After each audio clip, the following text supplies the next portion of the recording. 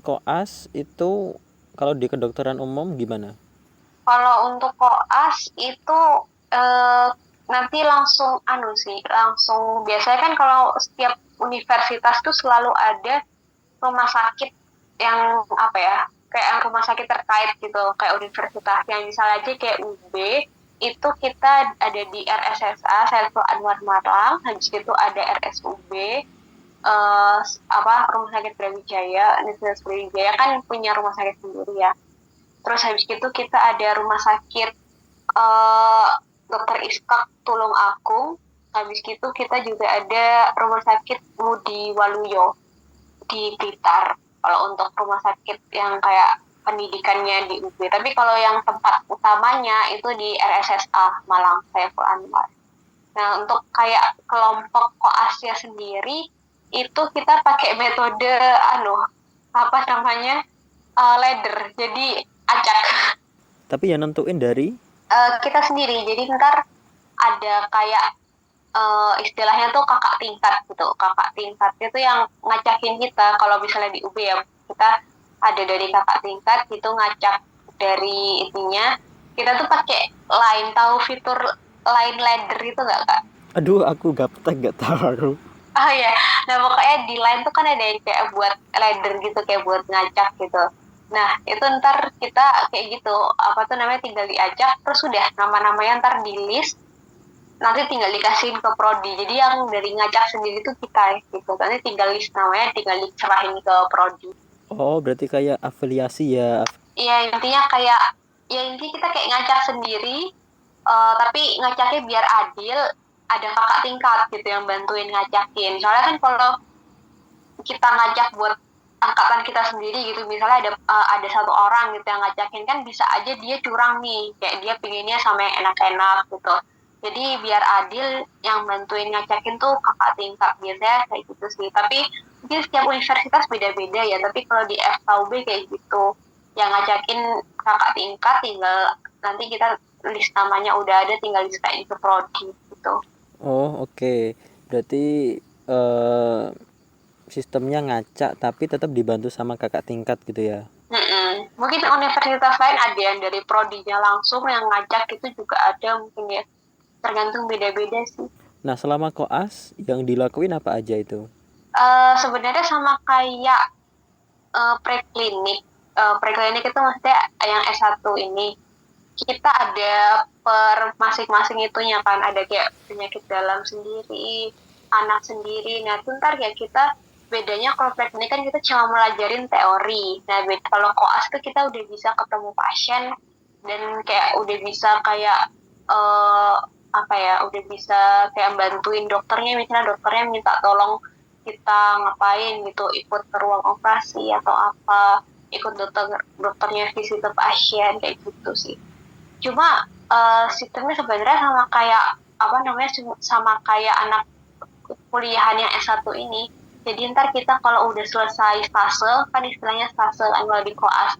Ya misalnya stase bedah atau stase anak, fase penyakit dalam, stase psikiatri kayak gitu. Nah itu ntar kita setiap selesai stase itu ada ujiannya juga nih. Ujiannya malah tambah jauh lebih banyak sih. Saya pas diceritain sama kakak tingkat tuh ujiannya ada ujian tulis, ada juga ujian lisan, ada juga ujian yang kayak OSCE itu juga ada kayak gitu. Jadi koas tuh istilahnya kan kita masih sama kayak S1, masih persis banget kayak S1 untuk konsep keseluruhannya ya. Kita belajar apa namanya, kita ada ujiannya juga, bahkan masih bayar UKT juga.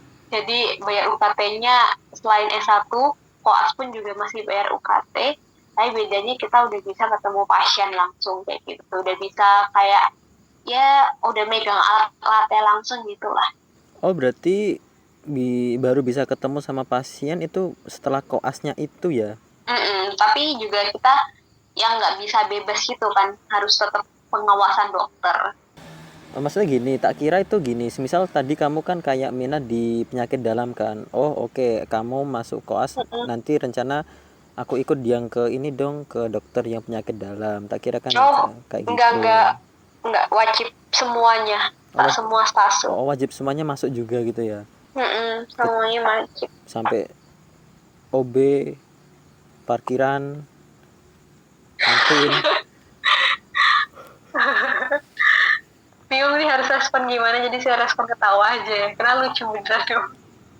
Tapi kan nggak ngelucu saya. Jadi maksudnya masuk ke ruang itu loh. Terus Mas nyobain. Oke, lanjut. Ya ketawa aja dulu gak apa-apa Tri. Soalnya nanti kamu kalau udah masuk kuliah kan pasti udah pusing-pusing palingan. Iya. Kayak kalau udah masuk kuliah tuh ya pressure-nya berat sih kalau, tapi ya dinikmati aja. Oh, yang kayak pressure test itu ya, yang 60 menit itu ya. Iya, jadi kalau misalnya nggak kuat gitu langsung tereliminasi gitu pulang. Gitu. Oke. Terus setelah koas baru di wisuda. Sebenarnya wisuda itu kan kayak apa ya, bisa dibilang prodi itu jadwal wisudanya kapan gitu. Bukan setelah koas sih, lebih ke ya pas koas itu. Jadi kan normalnya tuh kan apa tuh namanya ya tadi itu kan sebelum koas, tapi bisa aja dari prodi itu kayak belum apa ya, belum jadwalin buat itunya lah, buat wisudanya. Jadi bisa aja pas di tengah-tengah koas itu wisuda, baru wisuda gitu bisa. Tapi biasanya di awal-awal koas gitu sih, baru masuk koas gitu udah ada wisudanya. Oh, berarti nggak nentu ya, maksudnya nggak harus setelah koas baru wisuda. Enggak. Oke, tapi katamu kan fase untuk yang kedokteran ini kan masih panjang ya kan? Setelah koas masih ada Benar. studi lagi. Studinya kayak gimana itu kalau yang Kalau gambarannya? setelah koas itu kita kan lulus lulus koas itu kita ada ujian lagi nih, ujian kedokteran yang seluruh Indonesia. Jadi ujian ini seluruh Indonesia itu namanya UKM PPD. Ujian apa ya? Ujian untuk masuk dokter gitulah istilahnya. Nah, kalau misalnya kita udah selesai ujian UKM PPD ini, kita baru dapat gelar dokter. Tapi ada nilai minimalnya gitu. Nah, ujian UKM PPD ini juga ada ujian tulisnya, terus juga ada ujian OSCE-nya. Jadi istilahnya tuh OSCE nasional. Jadi yang dari uji dokternya juga kayak dokter yang dari, kok saya kurang tahu juga ya, dokternya dari universitas lain atau gimana yang jadi pengujinya OSCE itu. Cuma nanti kalau biar bisa mendapatkan gelar dokter setelah selesai koas itu kita harus ada ujian, istilahnya kalau kayak sekolah itu ada ujian nasional gitu. Nah, kalau ujian nasionalnya anak kedokteran itu namanya UKM PPD itu. Nah, tapi kalau misalnya nggak lulus ya udah belum bisa jadi dokter, kayak ngulang lagi gitu.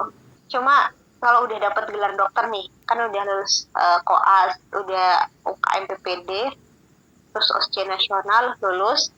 Nah, itu ntar kita udah dapat gelar dokter, nah ntar kita ada internship. Nah, terus internship ini kita udah nggak bayar UKT lagi, udah nggak bayar SPP lagi, kita udah bisa dapat gaji. Kan tadi kalau koas kan sama sekali nggak digaji kan, jadi bisa dibilang tuh anak kedokteran adalah sarjana yang nggak digaji. Koas itu kayak kita udah sarjana tapi kita belum digaji, bahkan kita masih harus bayar SPP.